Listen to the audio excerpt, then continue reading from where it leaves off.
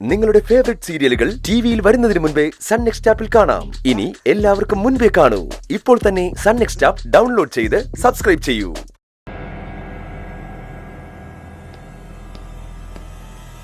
Sir, സെക്ഷൻസിൽ ഇന്ന് sir തന്നെ appear ചെയ്യും. ഹൈക്കോർട്ടിലേക്കുള്ള അപ്പീലിന്റെ ഡ്രാഫ്റ്റ് ഇന്ന് തന്നെ റെഡിയാക്കണം. ശരി സാർ. ശരി. May I come in? Yes.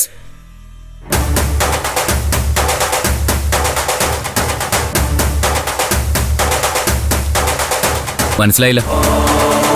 എന്നെ മനസ്സിലായില്ലേ? നിന്നെ മനസ്സിലായി. ഇവിടെ എന്തിനാ വന്നതെന്ന് മനസ്സിലായില്ല. പ്രാക്ടീസ് ചെയ്യാം. ഇന്നു മുതൽ ഞാനും ഉണ്ട് നിങ്ങളുടെ കൂടെ ജൂനിയർ ആയിട്ട്. എനിക്കിപ്പോ ജൂനിയേഴ്സിന്റെ ഒന്നും ആവശ്യമില്ല. നിന്നെ പോലെ ഒരുത്തിയെ ഒട്ടും ആവശ്യമില്ല. പകല് മുഴുവൻ ഒറ്റയ്ക്കിരുന്ന് ബോറടിക്കുന്നു, അതുകൊണ്ടാ വന്നത്. എന്നെ ഇൻസൾട്ട് ചെയ്യരുത്. നീ എന്നെയല്ലേ ഇൻസൾട്ട് ചെയ്തത്? വരുന്നതിന് മുൻപ് ചോദിച്ചിരുന്നെങ്കിൽ വരേണ്ടത് ഞാൻ പറഞ്ഞേനല്ലോ. അപ്പൊ നീ അതിബുദ്ധി കാണിച്ചു. ഇത് തന്നെയാ നിന്റെ പ്രശ്നം. നിന്നെ ഇവിടെ ജൂനിയർ ആയിട്ട് വെച്ചാലേ അധികം വൈകാതെ ഈ ഓഫീസ് അടച്ചു പൂട്ടേണ്ടി വരും. ഞാൻ ഒരു കുഴപ്പം ഉണ്ടാക്കില്ല. ഹെടി, നീ എന്റെ എതിർകക്ഷിയുടെ വക്കീലായിരുന്നതല്ലേ? തങ്കച്ചിയുടെ ലീഗൽ അഡ്വൈസർ ആയിരുന്നു. നിന്നെ എന്ത് ധൈര്യത്തിലാ ഞാനിവിടെ നിർത്തുക? ഞാനിപ്പോ എല്ലാ പണിയും നിർത്തി. ഞാൻ ഫ്രീയാ. ഫ്രീ ആണെങ്കിലേ വേറെ ഏതെങ്കിലും വക്കീൽ ഓഫീസിൽ നീ അന്വേഷിക്കുക. ഇവിടെ പറ്റില്ല. ഞാൻ ഭാര്യയല്ലേ സിദ്ധുവേട്ടന്റെ? ഭാര്യയല്ല. താലി കെട്ടിയതുകൊണ്ട് മാത്രം ഭാര്യയൊന്നും ആവത്തില്ല. അതിന് കുറെ ക്വാളിറ്റീസ് വേണം. അത് നിനക്കില്ല. സിദ്ധുവേട്ടൻ ദയവ് ചെയ്ത് എനിക്കൊരു അവസരം താ. മര്യാദയ്ക്ക് സ്വയം ഇറങ്ങി പോകുന്നോ അതോ ഞാൻ ഇറക്കി വിടണോ? സിദ്ധുവേട്ടാ, ഗെറ്റ് ഔട്ട്. ഇനി നീ ഇവിടെ നിന്നാ വലിച്ചിറക്കി വിടും ഞാൻ.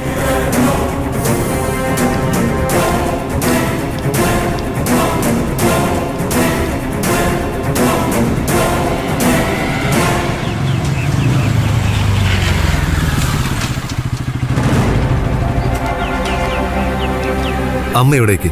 ഞാൻ പോയി ജോത്സ്യനുണ്ടോ നോക്കിട്ട് വരാം. ഉണ്ടെന്നല്ലേ മോനെ പറഞ്ഞത്? പുള്ളിക്ക് ഫോണിൽ കൂടെ കൺസൾട്ടിങ് ഉള്ള ആളാ. നമ്മളെ പെട്ടെന്ന് വിടണമെന്ന് പറഞ്ഞിട്ട് വന്നില്ലെങ്കിലേ ചിലപ്പോ വൈകുന്നേരം വരെ വിട്ടിരിക്കേണ്ടി വരും.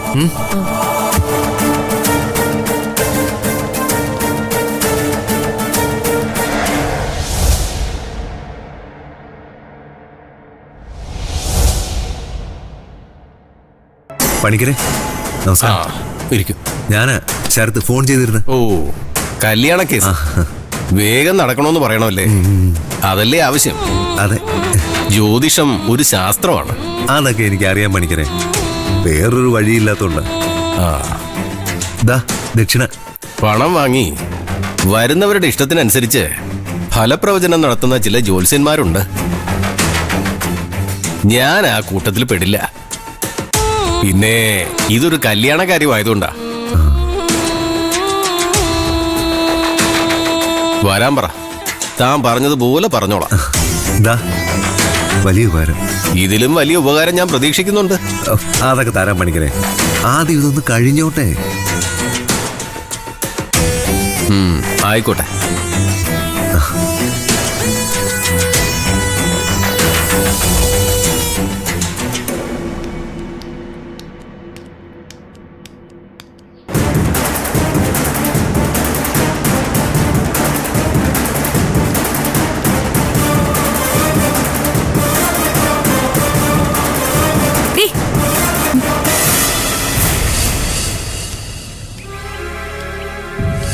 എങ്ങോട്ടാടി രാവിലെ തന്നെ?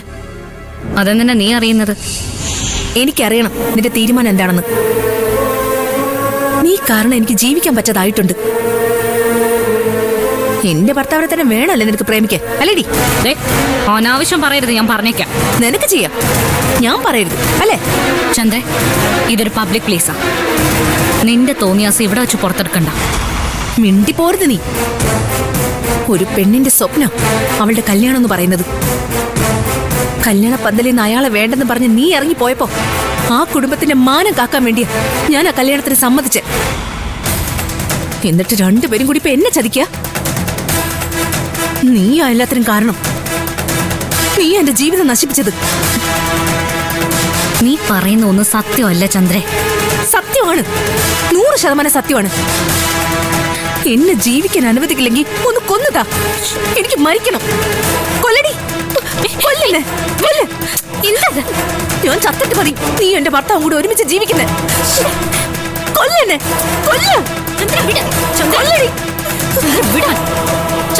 പിന്നെ സംസാരിക്കാം. എനിക്ക് പോണം. ഞാൻ ചോദിച്ചതിന് മറുപടി പറഞ്ഞിട്ട് പോയാ മതി. ചന്ദ്ര വിട്, ചന്ദ്ര വിട്. നമുക്ക് പിന്നെ സംസാരിക്കാന്ന് പറഞ്ഞില്ലേ? വിട്.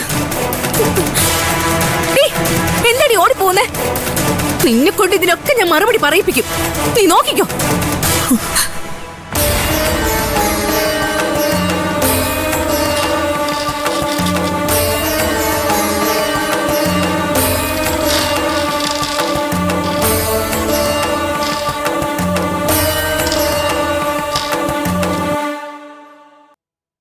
ഒരു ദുർമരണം നടന്ന വീടാണല്ലോ പെൺകുട്ടിയുടേത്. അതെ, പെൺകുട്ടിയുടെ ഏട്ടൻ, അതായത് എന്റെ മോൻ ഒരു വാഹനാപകടത്തിൽ മരിച്ചതാ. അതിനുശേഷവും എന്തോ ദുരന്തം നടന്നതായിട്ട് കാണുന്നുണ്ടല്ലോ. അതെ, എന്റെ ഭർത്താവ് പെട്ടെന്ന് തളർന്നു വീണു. ബാധ ഉപദ്രവമുണ്ട്. അതിന് വല്ല പരിഹാരമുണ്ടോ പണിക്കരെ? ഉപകാരങ്ങൾ വലുതാവുമ്പോ പരിഹാരങ്ങളും വലുതാവും. എന്നുവെച്ചാ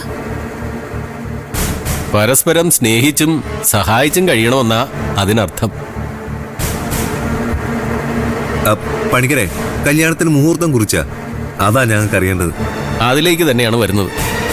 പെൺകുട്ടിയുടെ സമയം നല്ലതാ. അതിലും നല്ല സമയമാ ആൺകുട്ടിയുടേത്.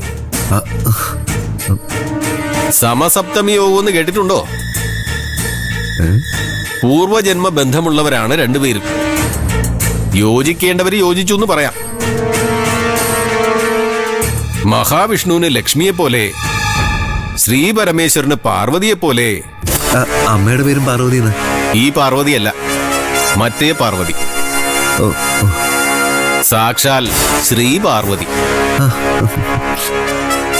ശ്രീകൃഷ്ണന് രുക്മിണിയെ പോലെ, ശ്രീരാമന് സീതയെ പോലെ. അതുപോലെയാണ് ഈ പെൺകുട്ടി. അപ്പൊ വേറെ പ്രശ്നങ്ങളൊന്നും ഇല്ലല്ലേ എന്ന് ഞാൻ പറഞ്ഞോ? ഒരു പ്രശ്നമുണ്ട്, ഒരു ഗുരുതരമായ പ്രശ്നം. അതായത് ഈ കല്യാണം 5 ദിവസം കഴിഞ്ഞു വരുന്ന മുഹൂർത്തത്തിൽ നടക്കണം. അല്ലെങ്കിൽ ഇത് നടക്കില്ല. നടക്കില്ല എന്ന് മാത്രമല്ല, പെൺകുട്ടിക്ക് പിന്നെ ഒരിക്കലും സുമംഗലി യോഗം ഉണ്ടാവുകയില്ല. അപ്പോ അത് തന്നെ, ഇന്നേക്ക് 5 ദിവസം കഴിഞ്ഞാൽ കല്യാണം. മുഹൂർത്തം പറയാം.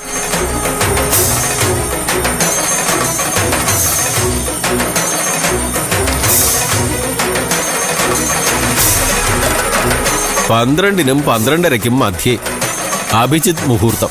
അല്ല പണിക്കരെ, അല്ല പണിക്കരല്ല, ശിവരാമ പണിക്കർ. അല്ല വേറൊന്നുമല്ല, തടസ്സം വല്ലതും?